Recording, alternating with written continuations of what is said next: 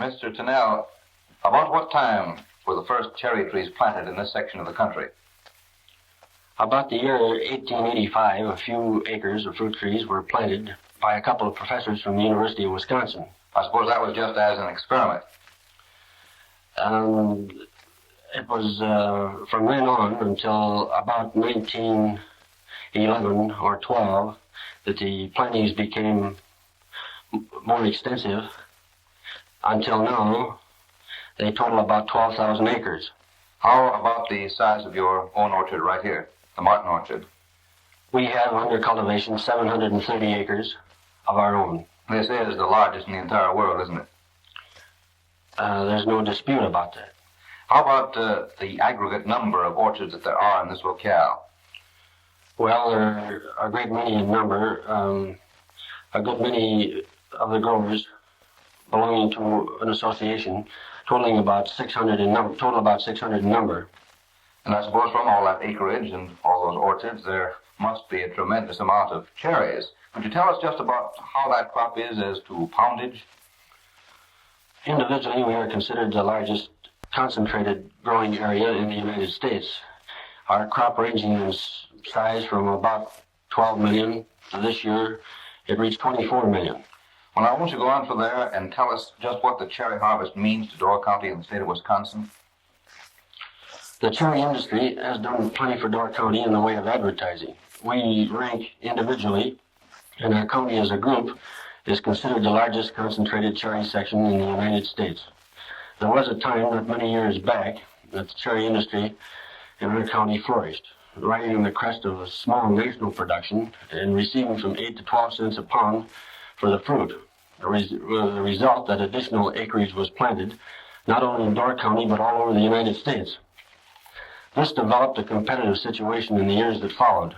No fruit could continue to maintain that extremely high level. It became apparent that canned cherries occupied a unique position which had not been held by any other canned fruit, and was actually commanding a price entirely out of line with its intrinsic value as a food in the consumer's pocketbook.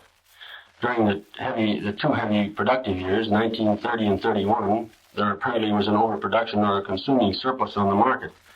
Several canners reduced the price until a loss was sustained by every packer and grower on every pound they packed. The following couple of years were subsequently lighter, and since that time a good many cherry packers have packed on order, with a very small surplus put on the market over and above that was actually sold. This has resulted in a stronger situation and has netted increasingly better prices to the growers. Until this year, the cherry industry in Door County alone will have a turnover in dollars and cents of around $1,750,000. It is not unreasonable to believe that our county, with its increasing plantings and acreage, could in the very near future reach 30 million pounds, and under normal consuming conditions, and with the buying power of the public somewhere near the level of the 20s, could receive an average gross return of 7 cents per pound, which would amount in dollars and cents to our community about $2,100,000. Well, that really is a lot of money, isn't it? In the spring of the year, Door County is really some sight to see. During the cherry blossom time, you really attract a lot of visitors, don't you? There are thousands of acres in Door County white with cherry blossoms, and over our annual Cherry Blossom Festival, we have counted as many as 5,000 to 10,000 cars in a single day coming into Sturgeon Bay to see the sight. That cherry festival is quite a thing up here, isn't it? It has been for the last 12 years. Now, there's another thing that we've heard a great deal about in regard to Door County and cherries. We've never had the pleasure of participating in it, but we have had friends who had that pleasure. We'd like to know a little about the cherry-picking camps. Won't you tell us something? As operators of the largest pickers camp in Door County, securing most of our help throughout the state of Wisconsin and upper Michigan, needless to say, we encounter many types and interesting people. Some of the pickers' camps are made up of a group of girls, some of them a group of boys, others have mixed camps. Many Indians are imported from the nearby reservations, while others cater to campers who have their own tents, house trailers, and camping equipment. Our camp this past year, which averaged about 750 people, contained 920 at its peak, and finished the season on August 20th with about 550. Of this number, about 250 were Indians from the Menominee, Oneida, and Winnebago reservations. About 75 Mexicans made up of families about 275 in our campgrounds and outdoor barracks, and about 150 girls and boys made up the balance, living in dormitories. Life in camp consists of about 9 hours work each day in the field. And in a camp of this size, there's usually a very good baseball team, enough talented musicians to make up a good orchestra, and the evening meal is hardly finished before a good contest will be in full swing on the campus. If there happens to be no ball game, we permit our pickers to use trucks to go to the city or to the swimming beach.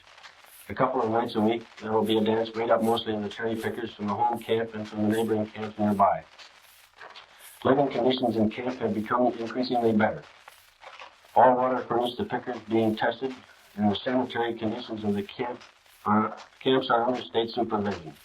Insurance companies have provided industrial nurses, and the larger camps maintain their own first aid stations. Industrial engineers looking after safety conditions around the buildings, insisting on good ladders and trucks being used.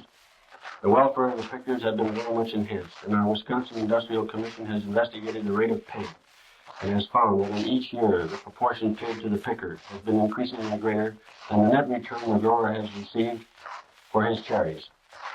And this inspection shows conclusively that anyone who works picking cherries at the rate as established by the growers can earn more than the minimum wage law requires. Mr. Thenell, we want to thank you very kindly for telling us this story of Wisconsin's great cherry industry. Thank you a great deal, and the best of luck to Door County and your great industry. Thank you, Mr. Conkey, and we hope all of your people will pay us a visit during night.